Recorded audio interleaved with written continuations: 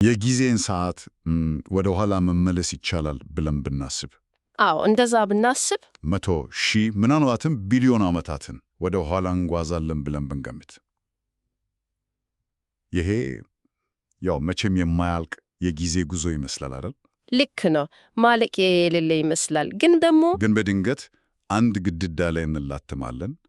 ጊዜ ራሱ የሚቆምበት ከዛ ወዲያ ምንም አይነት ያለፈ ጊዜ የሌለበት ፍጹም የሆነ ንጥር ላይ እንደርሳለን። እና ዛሬ በዚህ ጥልቅ ዳሰሳችን የምንመረምረው ይህንን አስገራሚ እና የሳይንሱን ዓለም ያናወጠ ሐሳብ ነው። አዎ በጣም የሚገርም ርዕስ ነው። ያው ዛሬ መሰረት የምናደርገው በዊሊያም ሌን ክሬግ የተጻፈውን ሪዝነብል ፌይት የተሰኘውን መጽሐፍ ነው። በተለይም ከገጽ 129 እስከ 135 ያለውን ክፍል በጥልቀት እናያለን። ትክክል። እዚህ ክፍል ላይ ዋናው ትኩረት ያው በስነ መለኮትና በፍልስፍናው ዓለም በስፋት የሚታወቀው የካላም ኮዝሞሎጂካል መከራከሪያ ላይ ነው። በተለይ ደግሞ ሁለተኛው መነሻ ሐሳብ ላይ አጽናፈ ዓለም መኖር ጀመረ የሚለው ላይ ማለት ነው። አዎ ልክ ነው። አጽናፈ ዓለም መኖር ጀመረ የሚለው ሐሳብ ይሄ ነጥብ እኮ በተለይ ለወንጌላውያን ክርስቲያኖች ትልቅ ትርጉም አለው። መጽሐፍ ቅዱስ አጽናፈ ዓለም ከምንም እንደተፈጠረ ያስተምራል። ያው በስነ መለኮት አጠራር ክሬሽዮ ኤክስ ኒሂሎ እንደሚባለው ትክክል። እና ክሬግ እዚህ መጽሐፉ ላይ የሚያሳየው ዘመናዊ ሳይንስ ይህንን ፍጹም ጅማሬ ለማስተባበል ያው የተለያዩ የፊዚክስ ሞዴሎችን ፈጥሮ ሙከራዎችን አድርጓል።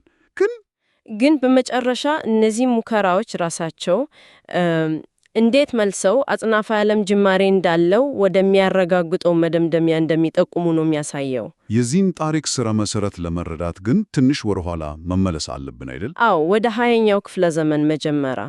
በዛን ጊዜ የሳይንስ ማህበረሰቡ አጽናፈ ዓለም ለዘላለም የነበረ እና ማይለዋወጥ ነው የሚል ጽኑ እምነት ነበረው። ማለት የቆመ ወይም ስታቲክ ነበር ብሎ ያምኑ ነበር። አዎ አልበርት አንስታይን ሳይቀር ያው የራሱ የሆነው የአንጻራዊነት ጽንሰ ሐሳብ አጽናፈ ዓለም የሰፋ መሆኑን ሲያሳየ ይህን ለማስተካከል በስሌቱ ውስጥ ኮስሞሎጂካል ኮንስተንት የሚባል የሂሳብ ማስተካከያ አስገብቶ ነበር። ምክንያቱም አጽናፈ ዓለም የሰፋ ነው ማለት ታሪኩን ወደ ኋላ ስንመልሰው አንድ መነሻ ነጥብ አለው ማለት ነው። አዎ ያ ደግሞ ወደ ታዋቂው የቢግ ባንግ ሞዴል ያመጣናል። ግን ሳይንቲስቶቹ ለምንድን ነው ይህን በቀላሉ ያልተቀበሉት? መረጃውም ተቀብለዋል፣ ግን መረጃው የሚያመላክተው ፍልስፍናዊ አንድምታ ነው ምቾት ያልሰጣቸው። እንዴት ማለት?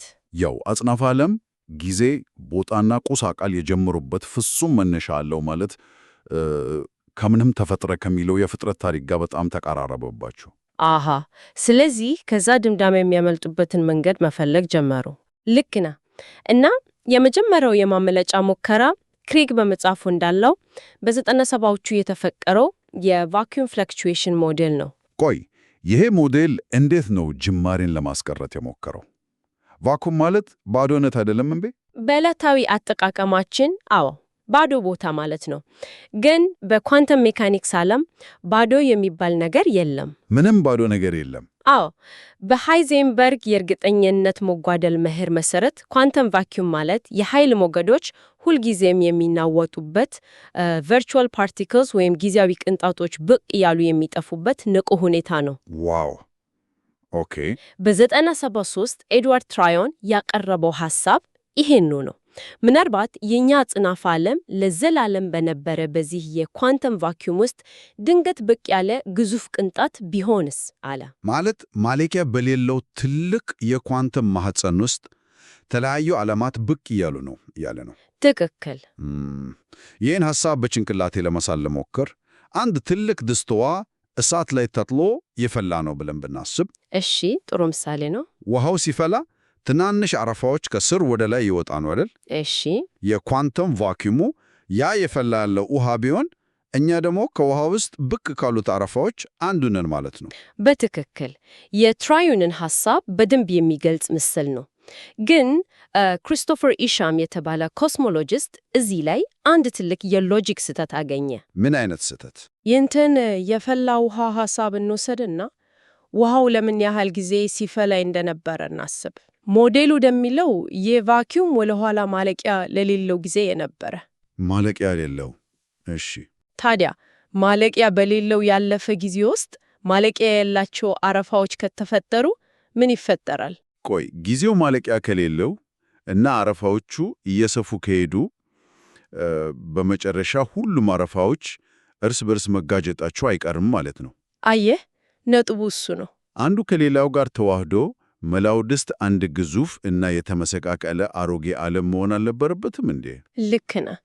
የዚህ ሞዴል ዋነኛው ውድቀትም የሆነው ሞዴል እውነት ቢሆን ኖሮ አሁን መኖር የነበረን ማለቂያ የሌለው እርጅና ባለው እና ሌሎች ዓለማት መጥተው በተጋጩበት ዓለም ውስጥ ነበር። ግን በቴሌስኮፕ የምናየው እውነታ ተቃራኒውን ነው። አዎ፣ የምንኖረው በአንጻራዊነት ወጣት በሆነ 14 ቢሊዮን ዓመት ገደማ ዕድሜ ባለው ንጹሕና እየሰፋ ባለ ዓለም ውስጥ ነው። ስለዚህ ከእውነታው ጋር ስለተጋጨ የመጀመሪያ የማምለጫ መንገድ ተዘጋ ማለት ነው። አዎ፣ ሙሉ በሙሉ ውድቅ ተደረገ። የቆመው የቫኪዩም ሞዴል ስላልሰራ አዲስ ሐሳብ ማምጣት ነበረባቸው። እሺ፣ የክሬግ መጽሐፍ ቀጥሎ ያነሳው የኬዮቲክ ኢንፍሌሽን ሞዴልን ነው። የኛው ደግሞ ከቫኪዩሙ በምን ይለያያል? የቫኪዩም ሞዴል ችግር አረፋዎቹ መጋጨታቸው ነበር እና በ1980ዎች ሩሲያዊው አንድሬ ሊንድ ይህን ለማስቀረት አዲስ መላምት አመጣ። ምን ብሎ? ምናልባት መነሻ የሆነው ኳንተም ቫኪዩም ራሱ በብርሃን ፍጥነት ወይንም ከዛ በላይ በሆነ መጠን እየሰፋ ቢሆንስ አለ። ይህ ሂደት ኢንፍሌሽን ይባላል። እሺ፣ እየሰፋ ከሆነስ? በዚህ እጅግ ፈጣን መስፋፋት ውስጥ አንዳንድ የቫኪዩሙ ክፍሎች ፍጥነታቸውን ይቀንሳሉ። ሲቀንሱ ያከማቹት ኃይል ወደ ቁስ አካል ይቀየርና አዲስ አጽናፈ ዓለም ይፈጠራል። ዋው! ግን አሁንም አይጋጩም? አይጋቹም። ምክንያቱም እነዚህ የተፈጠሩት ዓለማት ማደግ ቢቀጥሉም በመካከላቸው ያለው ቫኪዩም ከነሱ በላይ በፍጥነት ስለሚለጠጥ መቼም አይገናኙም። አሃ! ስለዚህ አንዱ ዓለም ሌላ ዓለም ይወልዳል፣ መካከላቸው ያለው ባዶ ቦታ ደግሞ ይለጠጣል። ይሄ ልክ የራሽያ መደራረቢያ አሻንጉሊት ወይንም ማትሪዮሽካን ይወስላል። ትክክል። አሻንጉሊቱን ስትከፍት ሌላ አሻንጉሊት፣ ያንን ስትከፍት ሌላ ይወጣ። እናም ይሄ ሂደት ማለቂያ የሌላቸው ዓለማት ወይንም መልቲቨርስ ይፈጥራል ማለት ነው። እና ሊንዴ ይሄ ሂደት ወደፊት ብቻ ሳይሆን ወደ ኋላም ማለቂያ የሌለው ነው ብሎ አቀረበ። ቆይ፣ ወደ ኋላ ማለቂያ የሌለው ይሄ በፊዚክስ ሕግ ይቻላልን? ማለቂያ የሌለው የአሻንጉሊት ድርድር? ሊንዴ ጅማሬን ለማስቀረት ብለው ነው ይሄን ያመጣው። ነገር ግን በ2003 ዓመተ ምህረት አካባቢ አንድ ትልቅ መንቀጥቀጥ ፈጠረ። ምን ተገኘ? አርቪንድ ቦርዴ፣ አላን ጉዝ እና አሌክሳንደር ቪሌንኪን የተባሉ 3 የፊዚክስ ሊቃውንት የቦርድ ጉዝ ቪሌንኪን እርግጥ ወይንም የቢጂቪ እርግጥን አሳተሙ። የቢጂቪ እርግጥ። እሺ፣ ይሄ ደግሞ ምንድነው ያረጋገጠው? የሊንደን ሐሳብ እንዴት አፈረሰው? እርግጡ የተመሰረተው ካይነማቲክስ በሚባለው የነገሮች እንቅስቃሴ ላይ ነው እና በሂሳብ እንዳረጋገጠው ማንኛውም በአማካይ እየሰፋ ያለ አጽናፈ ዓለም ታሪኩን ወደ ኋላ ብንመልስ ማለቂያ የሌለው ሊሆን አይችልም። ማለት የግድ የሆነ ቦታ ላይ ይቆማል? አዎ፣ የሰፋ ባለ ዓለም ውስጥ ወደ ኋላ ከተጓዝክ የቦታና የጊዜ ድንበር ላይ መድረስህ አይቀር። በሌላ አነጋገር ጅማሬ ሊኖረው ግድ ነው። ስለዚህ አጽናፈ ዓለማቱ የቱንም ያህል በፍጥነት ቢሰፉ ያ አጠቃላይ ስርዓት ጅማሬ ሊኖረው ይገባል ማለት ነው። በትክክል የቱንም ያህል መልቲቨርስ ቢኖር አጠቃላይ ስርዓቱ በአማካይ የሰፋ ከሆነ ጅማሬ ያስፈልጓል። በመጨረሻ ሊንዴ ራሱ ይሄን ተቀብሏል። አስገራሚ ነው። ስለዚህ የቢጂቪ እርግጥ በሩን ዘጋው ማለት ነው። ሳይንቲስቶቹ አጽናፈ ዓለም ጅማሬ እንዳለው ለመቀበል ተገደዱ። አዎ፣ ቪሌንኪን ራሱ ከእንግዲህ ሳይንቲስቶች ማለቂያ በሌለው ያለፈ ጊዜ ጀርባ መደበቅ አይችሉም ብሏል። ግን አሁንም ተስፋ አልቆረጡም። እንዴ? ሌላም ሙከራ አለ? አዎ፣ ጅማሬውን ማስቀረት ካልቻሉ ቢያንስ የጅማሬውን ባህሪ ለመቀየር ሞከሉ። ይሄ ወደ 3ኛው ሞዴል ያመጣናል፣ የኳንተም ግራቪቲ ሞዴሎች። የጅማሬውን ባህሪ መቀየር ማለት ምን ማለት ነው? ያው የቢጂቪ እርግጥ አጽናፈ ዓለም መነሻ እንዳለው ሲያረጋግጥ መነሻው እንደ ሲንጉላሪቲ ነው የሚቆጠረው። ሲንጉላሪቲ? አዎ፣ ያ የሾለ ነጥብ የምንለው። ልክ ነህ። የሙቀት ክብረት እና ጥግግት ማለቂያ ወደ ሌለው ደረጃ የሚደርሱበት የሾለ ነጥብ። ይሄ ከምንም ወደ መኖር መምጣቱን አጥብቆ ስለሚያሳይ እነ ስቲፈን ሆኪንግ እና ቪሌንኪን ይሄን ሹል ነጥብ ለማለስለስ ሞከሩ። ሹል ነጥብን ማለስለስ እንዴት አድርገው ነው የሚያለስለሱት? የተጠቀሙት የሂሳብ ዘዴ ኢማጂነሪ ጊዜ ወይም ምናባዊ ጊዜ ይባላል። በስሌታቸው ውስጥ ትክክለኛውን ጊዜ አውጥቶ ምናባዊ ቁጥሩን አስገቡ። እሺ። ይሄ ሲሞን ጊዜ የሚባለው መለኪያ ወደ አራተኛ የቦታ አቅጣጫ ይቀየራል። በዚህ ስሌት ውስጥ ጊዜ ወደ ኋላ ሲመለስ ወደ አንድ ሹል ነጥብ ማሽቆልቆሉ ቀርቶ እንደ ጎድጓዳ ሳህን ቅርጽ ይይዛል። ቆይ ይሄ ትንሽ ያደናግራል እኮ። ምናባዊ ጊዜ ይህን ሐሳብ ለረዳው ለሞከር የሆኪንግ ሐሳብ የአጽናፈ ዓለምን ጅማሬ ልክ እንደ መሬት ሉል አድርጎታል ማለት ነው። አዎ እንደዛ ማሰብ እንችላለን። በሉል ላይ ወደ ሰሜን አቅጣጫ ብንጓዝ የሰሜን ዋልታ ላይ ስንደርስ ጉዞአችን ያበቃል። ከዛ በኋላ ተጨማሪ ሰሜን የሚባል አቅጣጫ የለም። ትክክል። ግን እዚያ የሰሜን ዋልታ ላይ ምንም አይነት ሹል የሆነ ገደል የለም። ቅርጹን ልሙጥ ነው። ታዲያ የሾለ ነጥብ ስለሌለ እና ቅርጹን ልሙጥ ስለሆነ ብቻ አጽናፈ ዓለም ጅማሬ የለውም ብለው ነው የሚከራከሩት። ሆኪንግ ራሱ ይሄን ድንበር የሌለው ሁኔታ ብሎ ነው የጠራው። ግን ጆን ባሮ የተባለ ሊቅ የዚህን ሐሳብ ስህተት በግልጽ አሳይቷል። እንዴት አድርጎ? አንተ እንዳልከው የሰሜን ዋልታ ልሙጥ ስለሆነ ብቻ የመሬት ጫፍ አይደለም አያስብለውም። ወደ ሰሜን የሚደረገው ጉዞ እዚያ ላይ ያበቃል። በተመሳሳይ በሆኪንግ ሞዴል ጊዜን ወደ ኋላ ብንቆጥር አንድ ቦታ ላይ ያበቃል። ጊዜ የሚባል ነገር ከሌለበት ሁኔታ ይጀምራል ማለት ነው። አዎ፣ ስለዚህ አሁንም ጅማሬ ነው። እና ደግሞ ሌላ ጥያቄ፣ ይሄ ምናባዊ ጊዜ የሚባለው እውነተኛውን አጽናፈ ዓለም ይወክላል ወይ? የሂሳብ ተንኮል አይመስልም? አየህ፣ እዚህ ላይ ነው የሂሳብ ተንኮሉ ያለው። ሆኪንግ ራሱ እኮ እውነተኛው ዓለም የሚሰራው በእውነተኛ ጊዜ መሆኑን አምነዋል። ስለዚህ ምናባዊ ጊዜ የሂሳብ መሳሪያ ብቻ ነው። አዎ፣ ስሌትን ለማቅለል እና ሲንጉላሪቲን ለማጥፋት የተፈጠረ ነው። ይህን ምናባዊ ስሌት ወደ እውነተኛ ቁጥሮች መልሰን ስንቀይረው ያ የሸሸነው የሾለ ጅማሬ ተመልሶ ይመጣል። ዋው! ስለዚህ ይሄ የኳንተም ግራቪቲ ሞዴል አጽናፈ ዓለም ጅማሬ የለውም የሚለውን አያረጋግጡም። ይልቁንም ጊዜ፣ ቦታ እና ቁስ አካል ከሌሉበት ሁኔታ ብቅ ማለቱን ነው የሚያሳየው። በትክክል።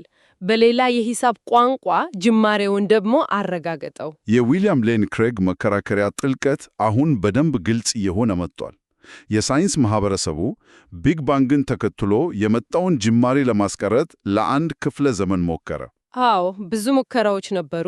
የኳንተም ቫኪዩም ሞዴልን አመጡ፣ አልሰራ አለ። እየሰፋ ያለ ኢንፍሌሽን ሞዴልን ፈጠሩ፣ የቢጂቪ ሪቲንግ አፈረሰው። ምናባዊ ጊዜን ተጠቀሙ፣ እሱም ወደ እውነተኛው ዓለም ሲመለስ ጅማሬውን መኖሩን አስረገጠ። እናም እነዚህ ሁሉ ሙከራዎች በመጨረሻ የሚያረጋግጡት የካላም መከራከሪያን ሁለተኛ መነሻ ሐሳብ ነው። አጽናፈ ዓለም መኖር ጀመረ። ይሄ እንግዲህ ለእኛ ለክርስቲያኖች እጅግ ጠንካራ የሆነ ፍልስፍናዊና ስነ መለኮታዊ አንድምታ አለው። ልክ ነው። የካላም የመጀመሪያው መነሻ መኖር የጀመረ ማንኛውም ነገር መንስኤ ያለው ይላል። አሁን እንዳየነው ሳይንስ አጽናፈ ዓለም መኖር እንደጀመረ አረጋግጧል። ስለዚህ መደምደሚያው አጽናፈ ዓለም መንስኤ ያለው የሚል ይሆናል። እና ይሄ አስገራሚ ጥያቄን እንድናስብ ያደርገናል። መላው አጽናፈ ዓለም ማለትም ጊዜ፣ ቦታ፣ ቁስ አካል ጅማሬ ካለው አጽናፈ ዓለም ራሱን በራሱ ሊፈጠር አይችልም። በጭራሽ አይችልም። ስለዚህ ይህንን ሁሉ ወደ መኖር ያመጣው መንስኤ ከጊዜና ከቦታው ውጭ የሆነ ቁስ አካላዊ ያልሆነ እና እጅግ ታላቅ ኃይል ያለው መሆን አለበት። የሳይንስ ሊቃውንቱ የፈጠሯቸው ውስብስብ የፊዚክስ ስሌቶች ሳያስቡት መጽሐፍ ቅዱስ የሚያስተምረውን ፈጣሪ ወደ ማመላከት አቅጣጫ እየተቆሙ መሆኑን መመልከት በእውነትም አስገራም ነው።